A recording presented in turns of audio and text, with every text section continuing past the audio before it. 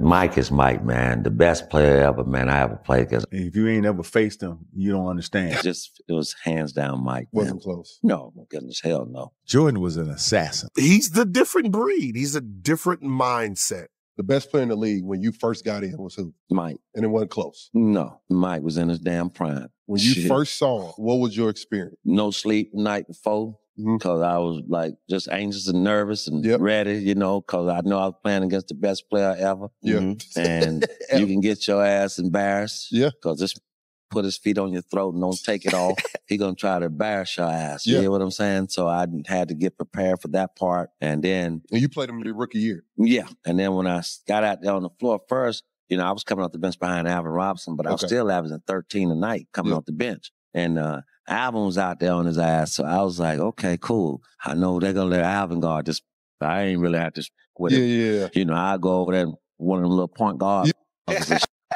Yeah, but I wasn't with him like that. When I played, he was so strong, fast, man. Yeah. He changed his game he started learning how to post up and put his back to the basket. That's when he was shaking on your ass and turning and shoot. My goodness. It was a wrap after that, man. But, it was hands down Mike. Wasn't close. No, my goodness, hell no. Damn. No, never. And if you ain't ever faced him, you don't understand. If you ain't ever faced Mike, you can't make that comment. Man, I played against some of the most hard-nosed, talented players that ever played this game. He was a phenomenon, and he had attitude to go with it. When you played against Mike, his eyes were bloodshot red every game. Like he was possessed. I used to sit and say, "Oh, I got to go work tonight." Jesus is coming. You know. And so we had so much respect. But I'm going to tell you when I knew how good he was. When we was in college, I was a junior, he was a freshman. We played in Carolina. And the first time James Worthy and I had a chance to play against one another since high school. So in high school, we came out the same area, but never played against each other. So that Carolina game we played, we going back and forth. So the first play of the game, I went up and I caught Worthy's finger roll. And I wanted to, you know, set the tone. I threw it like 6 row in the stands, you know. Let's go. We're going to go. We're going to go. And the game was back and forth the whole game, close. Worthy was having a hell of a game. I was having a hell of a game. In the last 2 minutes of the game, a young kid named Michael Jordan took over by himself. Freshman. He's a young kid named Michael Jordan. I was like, who is this kid right here, man? And so I knew he was going to be a great pro. I didn't know he going to be that good of a pro. But that kind of set the tone for me in my thoughts of what I saw. And like I said, if you haven't played against Mike, you have no clue. You have no clue how good he is. Mike went baseline and threw it under the rim and laid it in and all this. I was like, this is really, like, you know, like you said, like sitting in high school and college watching that. And then when he does it to you, I was like, oh my God. It's crazy. When you first got to Orlando, it's like, oh my God, it's really real. Like he came at me like one of the first players of the game. And in my mind, I was like, I'm not getting dunked on. So I tried to meet him early. Slipped by me. I bumped him and he still did that. And he laid it up and the crowd went crazy. I was like this guy's real. But it also gave me confidence because he was killing us. I can only speak for myself. I can't speak for Max. There was no weaknesses. Try to force him left. You try to force him right. You try to top lock him. You try to hold. You try to be physical with him. I equate it to like this. It was like, and maybe this is how centers feel when they were going against Shaq. He was Shaq of shooting guards. I don't care. There was no way you could get around him in front of him. He was just too strong. And then he had a 48-inch vertical. So you were never blocking his shot. I got a 50-inch. And he could stop on a dime. His handles. And then he held the ball like it was like an orange. So he's taunting you, holding the ball on your face. The tongue is all out. And he's chewing the gum and all that shit. And then he come down, and the black eyes are looking at you, and I'm looking right back at him. Yeah, I ain't going anywhere. Yeah. And he's looking at you, and man, no weaknesses. None. Zero. I love tape. I'm watching. I'm always trying to find a tail. And I found a tail on everyone. Not him. I could not find a tail. Not one. Like, okay, if he goes left X amount of times, what is his percentages? Great. Right. Great. Step back. Great. Greater. Great. Rebounding. Great. No. Passing. Great. You can't punk him. I'm trying to find something. So it's almost like by committee. Derek McKee. Come on. I mean, we got to get some help down this Come on now. Don't be here. I've been calling. Proud to beg. Come on now. This Too proud to beg. That's what I'm trying to The toughest shot in basketball, which is the fadeaway, he shot that at a high clip. That's the toughest shot in basketball. You cannot block it. You can't get it. But see, it's faded away and it's at 48 inches. Yeah, when he got to learn how to put it back to the basket and get in that post, that's when he got. And then he would do the Elijah one. Yeah, he get that. He get that. Shimmer shake shit on you. He gets you leaning. Oh my goodness. And I don't know, man. That man, like maybe you're talking. You're talking about a guy who thrived. Like he was single-handedly beating the Dream Team opponents when he got mad. You heard the Dream Team story when they played against the college kids, and the college kids came in and they won the first one because they set Michael Jordan. And they said, we're sitting Michael Jordan on purpose, you know. And then when they put him in, they beat him by like 30, 40. Yeah. You know, he's the different breed. He's a different mindset. How was it like playing against MJ your rookie year? Shaking in my boots. First time. shaking in the first time I had the guard. I'm like, yo, man, first of all, let me go back. 1997, MJ them in the playoffs. I think they played against the Hawks, right? I'm at the game, playoff game. Bruh, I got an opportunity to go in the back by the locker room after the game. So I'm standing back there. I'm 17 years old, kid. I've never been around NBA players like this, or even, you know, I've never been around somebody like MJ. So I'm standing back there, kid, and Pip comes out. All these players start coming out. Mike comes around that corner. Bruh, I ain't gonna lie to you. The man had a glow, bro. I swear, Mike, dog, that's real. I believe it. That shit is real. Hey, KG said the same thing. You just feel his energy. He don't say shit. You feel that energy. I'm not joking, bro. It's Jesus, real. Man, I'm telling you. Mike came out, I was like, damn, bro. I ain't know what to say, man. I was like, that's MJ, dog. That's MJ. So fast forward, I'm on the court with him for my rookie year. It took me about a quarter to get over the fact that this Mike, right? But man, once it wore, you know, that mystique wears off if you're around somebody for a long time. It wears off. It's like, okay, hit it. I damn near had my best game as a rookie playing against it. I almost had a triple-double in front of 30,000. You know, we played in the Sky Dome. 30,000 Mike had them coming in there, bro. And that was the year they had, 72-10? Yeah, we was one of them 10. Yeah, in Toronto. Yeah, good game. You and Mike both had good games that game. Hey, Mike had about 35.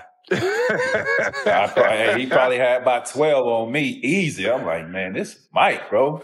I had to get his ass back when he was with the Wizards, though.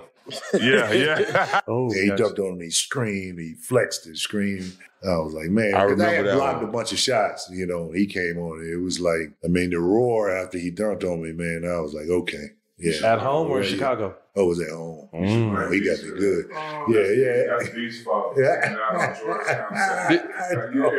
No, I'm blaming Kendall Gill for that. Kendall Gill was always talking to Mike.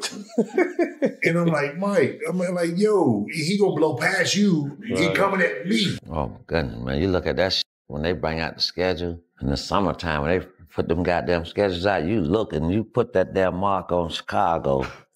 And you said the night before, as you asked me, man, it's sleepless nights, man. That should be rough. I mean, think about this, what you got to do tomorrow, and you don't want to get embarrassed, and you know this don't know how to stop coming at you. He gonna, just like you just keep coming and coming and keep that damn foot on your throat, man, and he just keep coming, and man, you just have to do some shit try to do some shit to him that nobody else ever did to try to get him off his square. But you know, you can't touch him, you can't do nothing to him, man. So, and man, I just tried to do a shit that nobody else would do to him, but Mike is Mike, man, the best player ever, man, I ever played against. Jordan was an assassin. He did something that I've never had anybody ever do, that I've ever witnessed. So I think I had 57 in Atlanta, and we had to go back to Chicago a little while later. And he walks into our locker room, suit and tie, and I'm like, "This is doing in our locker room," you know. I'm like, "What's going on here?" Right? I'm thinking he may be going to the training room, right? But he walks by me, he walks by Kevin. When he get to one of my teammates, Randy Whitman, he tapped him on the butt. He said, "Lace him up. It's going to be a long night." And I didn't know what to say. I'm shocked. And he walks out, right? And I said, "Well, you tell us." God, I want to kick his. I didn't know what to say. I didn't know what to say. You know, I just do, and because I'm in disbelief, you know, he had 60 that night. I've never had anybody do that come in our locker room like that. You guys had what they called the Jordan rules. We came up with that saying with Jordan because this is what Chuck was saying. If Michael goes to the basket, put his ass on the ground. And I put his ass, because you know, once he up there, you know, you got to hit him. You got to hit him. I mean, every time he went to the basket, we hit him and stuff like that. So, but and I say again, I got a lot of credit, man. I mean, like these players today, man, they don't really respect how tough it was to play in that era. You know how tough it is when you have to go to the basket, get your teeth knocked out, go to the basket, get your head knocked off, and go to the basket and be on the ground and stuff like that, and all of a sudden, nobody wants to pick you up. They don't understand that stuff, how we played. And guess what, though? That's why I call Michael the greatest basketball player ever. Jordan was another one. Yeah. Do you stay in touch with nightmare. Yeah. Jordan was a nightmare to guard. Yeah, he was. We used to get scouting reports on certain guys, and you look at the scouting report, and they say, well, you can take your right hand away, take your left hand away, push him this way, push him that way. On him, it's just like, good luck. He was special in that way, yeah. Plus, he had a will like no other player that I ever played against. Certain guys I can get to mentally, but him I could never get to mentally. And believe me, I tried my best. But, you know, he was that special player that you couldn't break his will. You know, if anything, you just taking him to another level. He just had this charisma on top of all the gifts and skills and mentally, you know, how great he is. I mean, playing against him, the one thing that I think that he was unlike any other player I've ever played against is that there was a real fear playing against him. Like the league be kind of fearful of a player or have that much reverence for a player. No matter who you know, has come since then, you know, that was a different feeling when you're playing Mike, because you just knew, you know, like there was such a seriousness and competitiveness and fire in him. And you know, there was a fear with how that was going to manifest itself potentially on any given night. So he was, I mean, where do you want to start and where do you want to finish with him? He was everything. I think he was a little bit more dangerous when he was with the Wizards. He didn't have the athleticism that we were used to seeing MJ have. Mm-hmm. Yeah. But I'm with Bonzi. His angles were a little bit more sharp. You know, you wasn't going to move him. He was a strong 2-guard, 2-3 guard. You wasn't going to just move him lightly, and his shot became more dangerous. You know, he became more solid as that veteran player when his years in Washington, as the question stated. You know, it was like one of them, don't leave him open. Don't leave Michael Jordan open. Yeah, he's still out there talking shit. Oh, you know what I'm saying?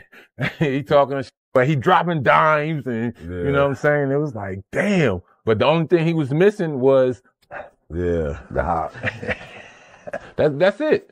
That's it. You know, his jump shot was still a killer. I just saw him on a Sunday afternoon, and I thought, oh, my gosh, this may be the best 6'4" high school player I've ever seen. But none of us, Dean Smith, Bill Guthrie, Jetty Fogler, Roy Williams, knew that he was going to be Michael Jordan. Right. But he was just gifted, but he had a desire that was different from everybody else. He told me he wanted to be the best player ever at North Carolina. And I said, well, you've got to work harder than you did in high school. And he said, I worked as hard as everybody else. I said, excuse me. I thought you told me you wanted to be the best. You have no chance. No chance. And 2 days later, he came back and said, I want to talk to you. And said, I'm going to show you nobody will ever outwork me. And nobody ever has to this day. What do you think made him unique? That desire. There's guys on the street corner that can run and jump. There's guys playing basketball that can shoot. There's guys doing so many things. And there are great players, but nobody's great as Michael Jordan was. That expression, the GOAT, greatest of all time. He's the GOAT. And I've watched a lot of basketball, 71 years. Nobody's done what Michael Jordan, and his desire, his passion, his focus, his work ethic, his competitiveness. Oh my gosh, it's off the charts. I remember we played the Bulls when I was in Milwaukee. And you know how you're going through layup line and you cross paths. And I remember crossing paths with MJ, and we dapped it up. And I told him, I said, man, if we ever get together, we're going to win championships. And we kept going. Yeah. And we came back. Yeah. And I tell people, when you look at the numbers, he's 23, I'm 14. My 1 and my 4 encompass his 2 and 3. Together they equal 10. So ain't no way we could lose. Ain't no way we could lose. So your first year in Chicago, you guys lose to Detroit.